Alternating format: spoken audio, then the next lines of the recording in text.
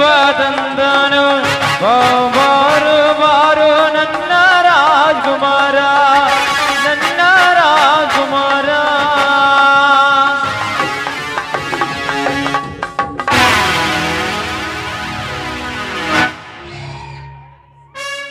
ನಾ ಬೇಸಿದ ಹೆಣ್ಣು ಬೇರೊಬ್ಬನ ಮಡದಿಯಾಗಿ ಈ ಮನೆ ಸೇರಿರುವಳು. ನನ್ನ ಕನಸಿನ ಕಣ್ಣೆ ಶೀಲಾ, ಯಾರೂ ಇಲ್ಲದ ಸಮಯವನ್ನರಿತು ಈ ಮನೆಗೆ ಕಾಲಿಟ್ಟಿರುವೆ. ಹೇಗಾದರೂ ಮಾಡಿ ಬಣ್ಣದ ಮಾತುಗಳಿಂದ ನನ್ನತ್ತ ಸೆಳೆಯಲೇಬೇಕು. ಜಯರಾಜ್, ನೀ ಮಾಡುತ್ತಿರುವ ಮೋಸದ ಆಟಕ್ಕೆ ಬ್ರಹ್ಮ ಬಳೆಯನ್ನು ಹೆಣೆದು ಆ ಬಳೆ ಒಳಗೆ ನಿನ್ನ ತಂಗಿಯನ್ನು ಸಿಲುಕಿಸಿ ಮುಂದೊಂದು ದಿನ ನಿನ್ನನಿಗೆ ನರಕ ಯಾತನೆ ಕೊಡದೆ ಹೋದರೆ ಇವನು ಎಂಟನೆಯ ಬಂಟ ಪೃಥ್ವಿರಾಜನೇ ಅಲ್ಲ.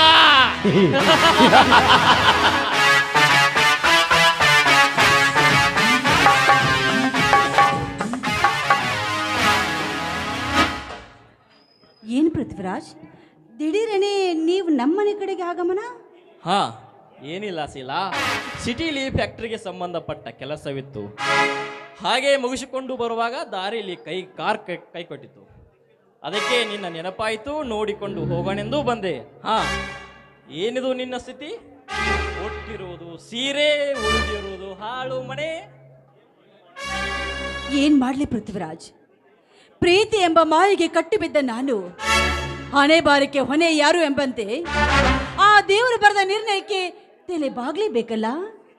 ಶೀಲಾ, ಸುಂದರವಾದ ಹೂದೋಟದಲ್ಲಿ ಬೆಳೆದ ಹೂ ದೇವರಿಗೆ ಅರ್ಪಣೆಯಾಗಬೇಕೆಂದು ಹೂ ಆಶಿಸುತ್ತದೆ ವಿನಃ ಮಸನಕ್ಕೆ ಹೋಗುವ ಶವಕ್ಕೆ ಅರ್ಪಣೆಯಾಗಬೇಕೆಂದು ಯಾವ ಹೂ ಬಯಸೋದಿಲ್ಲ.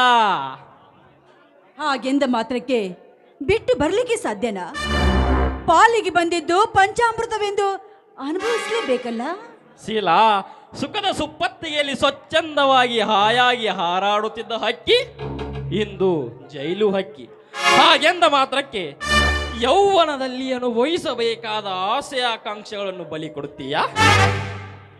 ಏನ್ ಮಾಡ್ಲಿ ಪೃಥ್ವಿರಾಜ್, ನಾನು ಕಂಡ ಕನಸುಗಳೆಲ್ಲ ಒಡೆದ ಕನ್ನಡಂತೆ ನುಚ್ಚು ನೂರಾಗಿ ಹೋಗಿದೆ ಈ ನನ್ನ ಮನಸ್ಸು. ಮನಸ್ಸು ಬಿಚ್ಚಿ ಹಾರಾಡ್ಬೇಕಂದ್ರೆ ಶಂಕರ್ನ ಹೆಂಡತಿ ಎಂಬ ಕಟ್ಟಳೆಯಿಂದ ಕಟ್ಟಿ ಹಾಕ್ಬಿಟ್ಟಿದ್ದಾರೆ ನನ್ನನ್ನ. ನಾನೇನ್ ಮಾಡ್ಬೇಕು ನನಗೊಂದು ತಿಳಿಯದಾಗಿದೆ. ಕಟ್ಟಳೆ ಶೀಲಾ, ಈ ಸಮಾಜದಲ್ಲಿ ಕಟ್ಟಳೆ ಎಂಬ ನಿಯಮವನ್ನು ಮಾಡಿ ಕತ್ತಲೆ ಒಳಗೆ ಮತ್ತೊಬ್ಬರ ಗೋಡಿ ಹಾರುವ ಬಂಡ ಪಂಚಾಯತಸ್ಥರಷ್ಟಿಲ್ಲ ಈ ನಿನ್ನ ಕಟ್ಟಳೆಯ ಸಮಾಜದಲ್ಲಿ. ಅಷ್ಟೇ ಯಾಕೆ, ಇಲ್ಲ ಸಲ್ಲದ ಮಾತುಗಳನ್ನು ಹೇಳಿ ಗಂಡ ಹೆಂಡರ ನಡುವೆ ಜಗಳ ತಂದು ಕೊನೆಗೆ ಅವರ ಸಂಸಾರವನ್ನೇ ನುಚ್ಚು ನೂರಾಗಿ ಮಾಡಿ ಅವಳಿಗೆ ಮಿಂಡನಾಗಿ ಬದುಕುವ ಚಂಡ ಪಂಚಾಯತಸ್ಥರಷ್ಟಿಲ್ಲ ಈ ನಿನ್ನ ಹದಗೆಟ್ಟ ಸಮಾಜದಲ್ಲಿ. ಅಂದಾಗ ನೀನೇಕೆ ಚಿಂತಿಸುವೆ? ಹೊಟ್ಟೆಗೆ ಹಿಟ್ಟೆಲೆದಿದ್ರು ರತಿ ಸುಖ ಬೇಡವ ಈ ಹೆಣ್ಣಿನ ಜೀವಕ್ಕೆ ತೃಪ್ತಿ ನೀಡುವ ಗಂಡಸಿನ ತೋಳು ತೆಕ್ಕಿಬೇಕಾಗಿದೆ ನನಗೆ. ಬಟ್ ಈ ಕೂಡಿದ ಮನೆಯಲ್ಲಿ ತಂದೆ ಮಾತಿಗೆ ತಕ್ಕಂತೆ ಕುಣಿಯುವ ನನ್ನ ಗಂಡನಿಂದ ಇದನ್ನೆಲ್ಲ ಕೊಡಲು ಸಾಧ್ಯನಾ? ಶೀಲಾ, 7 ಕೋಟಿ ಜೀವರಾಶಿಯನ್ನು ದಾಟಿ ಬಂದಿದ್ದು ಈ ಮನುಷ್ಯ ಜನ್ಮ. ಮತ್ತೆ ಮತ್ತೆ ಹುಟ್ಟಿ ಬರಲು ಇದೇನು ಹುಲ್ಲು ಜನ್ಮವಲ್ಲ. ಅಂದಾಗ ಸಿಕ್ಕ ಸಮಯವನ್ನು ವ್ಯರ್ಥ ಮಾಡದೆ ಸುಖ ಅನುಭವಿಸಬೇಕು. ಏನಂತೀಯಾ? ಸುಖ ಅನುಭವಿಸ್ಬೇಕು, ಸರಿ. ಹಾಗಂತ ಸರಿ ಇಲ್ಲದ ದಾರಿನ ಆಯ್ದುಕೊಂಡ್ರೆ ಒಪ್ಪುವುದೇ ಈ ಸಮಾಜ? ಸಮಾಜ ಶೀಲಾ, ಸುಂದರವಾದ ಹುಡುಗಿಯನ್ನು ಸುಖ ಕೊಡಲಿಕ್ಕೆ ಕರೆದಾಗ ಒಳ್ಳೆ ಅಂದಾಕ್ಷಣ ಮರುದಿನವೇ ಆಕೆಗೆ ಸೂಳೆ ಪಟ್ಟ ಕಟ್ಟುವ ಕಟುಕ ಸಮಾಜವಿದು. ಅಷ್ಟೇ ಯಾಕೆ, ಬಡವನ ಹೆಂಡತಿ ಸುಂದರವಾಗಿದ್ದರೆ ಸಂಜೆ ಬಂದು ಗಂಡನಿಗೆ ಸಿಕ್ಕಾಪಟ್ಟೆ ಸಾರಾಯಿ ಕುಡಿಸಿ ಆಕೆ ಒಂದಿಗೆ ಮೊದಲ ರಾತ್ರಿ ಕಳೆಯುವ ಬಂಡ ಹದಗೆಟ್ಟ ಸಮಾಜಘಾತಕರಿರುವ ಜಾಗವಿದು. ವಯಸ್ಸು 60 ಆದರೂ 6 ವರ್ಷದ ಹಸುಳೆ ಮೇಲೆ ಅತ್ಯಾಚಾರವೆಸಗುವ ಲಪಂಗರಿರುವ ಸಮಾಜವಿದು ಅಂದಾಗ ನೀನೇಕೆ ಭಯಪಡುವೆ? ಹಾಗಾದ್ರೆ ಹುಚ್ಚೆದ್ದು ಕುಣಿಯುವ ಈ ನನ್ನ ಯೌವನವನ್ನ ಮುಚ್ಚಿ ಹಿಡಿದೆ ಮನಸ್ಸು ಬೆಚ್ಚು ಹಾರಾಡು ಅಂತ ಹೇಳ್ತೀಯಾ? ಶೀಲಾ, ನೀ 1000 ಸಾರಿ ವಿಚಾರಿಸಿದರೂ ಕೊನೆಗೆ ಸಿಗುವ ಉತ್ತರ ಪ್ರಣಯ ಸುಖ. ನೀ ಇದಕ್ಕೆ ಒಪ್ಪಿದರೆ ನಿನ್ನ ಮನದರಸನಾಗಿ ನಾ ಪ್ರಾಣ ಸಖ. ಏನಂತೀಯ? ಒಂದ್ ವೇಳೆ ಈ ನಮ್ಮ ಪ್ರಣಯದ ಆಟ ನಮ್ಮ ಮನೆಯವರಿಗೆ ನನ್ನ ಗಂಡನಿಗೆ ಗೊತ್ತಾದ್ರೆ ನನ್ನ ಗತಿ? ಶೀಲಾ, ವಿದ್ಯಾವಂತನಾದರೂ ಬುದ್ಧಿ ಇಲ್ಲದ ನಿನ್ನ ಗಂಡ, ಬಡತನ ಬೇಗೆಯಲ್ಲಿ ಬಳಲಿ ಬೆಂಡಾದ ನಿನ್ನ ಅಕ್ಕ ಬಾವ, ಇನ್ನು ಅಪ್ಪ ಹಾಕಿದ ಆಳದ ಮರಕ್ಕೆ ನೀರಿರುವ ನಿನ್ನ ಭಾವ, ಇಂಥವರಿಂದ ನಿನಗೆ ಭಯನ? ಚಚೆ, ಹಾಗೇನಾದರೂ ತೊಂದರೆ ಬಂದರೆ ಮರುಕ್ಷಣವೇ ನನ್ನ ಮನದ ಮಹಾರಾಣಿಯನ್ನಾಗಿಸುವೆ, ಚಿಂತಿಸಬೇಡ. ಚೇಚೆ, ಇಷ್ಟು ದಿನ ಚಿಂತೆಯಲ್ಲಿದ್ದ ಈ ನನ್ನ ಮನಸ್ಸನ್ನ ಹಗುರ ಮಾಡಿದ ಹಮ್ಮಿರಾ ನೀನು. ಕಮಾನ್ ಮೈ ಡಾರ್ಲಿಂಗ್. ಹಾಗಾದರೆ ಈ ಪ್ರೇಮದ ಕಾಣಿಕೆಯಾಗಿ ಸ್ವಾತಿ ಮಳೆಯಾಗಿ ಸುರಿಸೂಸಿ ಮುತ್ತಿನ ಸುರಿಮಳೆ. ಓ ಪೂರ್ಣ ಚಂದ್ರಿಕೆ ಬಾನನ್ನ ಸನಿಹಾಕೆ ಶ್ರೀರಾಮನ ಜಾನಕಿ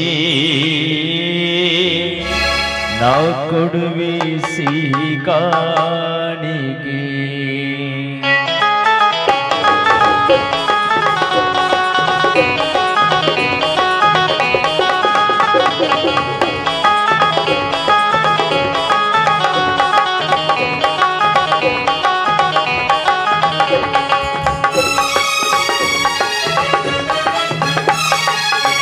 ಪೂರ್ಣ ಚಂದ್ರಿಕೆ ಭಾವನನ್ನ ಸನಿಯಾಗೆ, ಓ ಪೂರ್ಣ ಚಂದ್ರಿಕೆ ಭಾವನನ್ನ ಸನಿಯಾಗೆ ಶ್ರೀರಾಮನ ಜಾನಕಿ ನಾ ಕೊಡುವೆ ಸಿಹಿ ಕಾಣಿಕೆ. ಶ್ರೀರಾಮನ ಜಾನಕಿ ನಾ ಕೊಡುವೆ ಸಿಹಿ ಕಾಣಿಕೆ.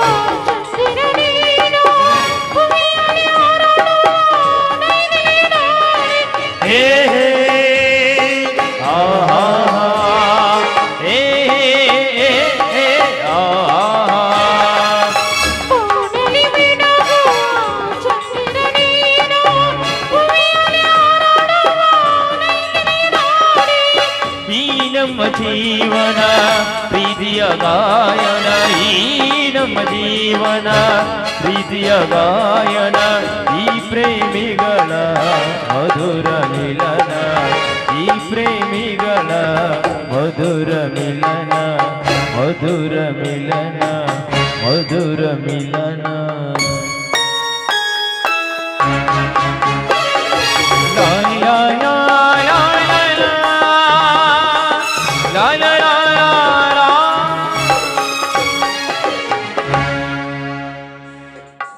ನೋಡಿ, ಇಷ್ಟು ದಿನ ಬಿಸಿಲಿಗಾಗಿ ಬಾಯ್ಬಿಟ್ಟ ಈ ಭೂಮಿಗೆ ಮೇಘರಾಜನಾಗಿ ಬಂದು ನನ್ನ ಮನ ತನಿಸಿದ್ರಿ.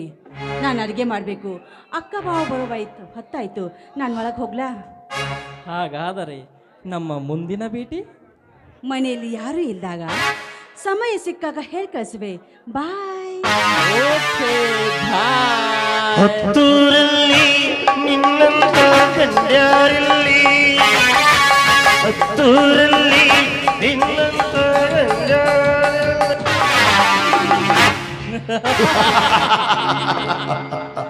ಶೀಲಾ, ನಾ ಬೀಸಿದ ಮೋಸದ ಗಾನದಲ್ಲಿ ಸಿಕ್ಕಿ ಹಾಕಿಕೊಂಡ ಮೀನು ನೀನು.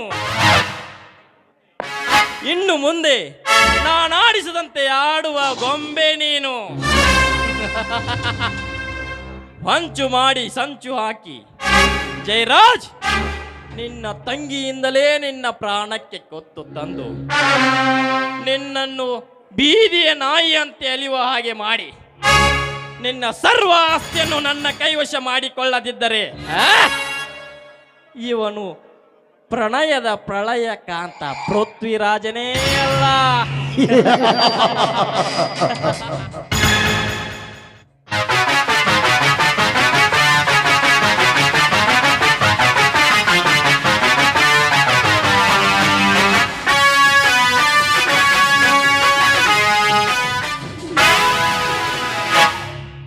ಯಾಕೆ ಕಾಡು ಪ್ರಾಣಿಯೊಂದು ನಾಡಿಗೆ ಬಂದಂತೆ ಕಾಣುತ್ತದೆಯಲ್ಲ?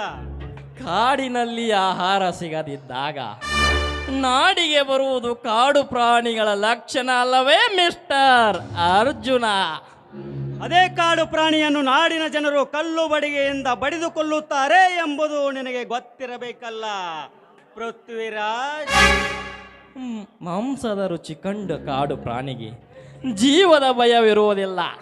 ಬಟ್ ಹಸಿವು ಹಿಂಗಬೇಕಷ್ಟೇ. ಅದಕ್ಕೆ ಆಹಾರ ಸಿಕ್ಕಿತು, ಖುಷಿಯಿಂದ ಸಂತೋಷದಿಂದ ಉಂಡು ಹೋಗ್ತಾ ಇದೆ.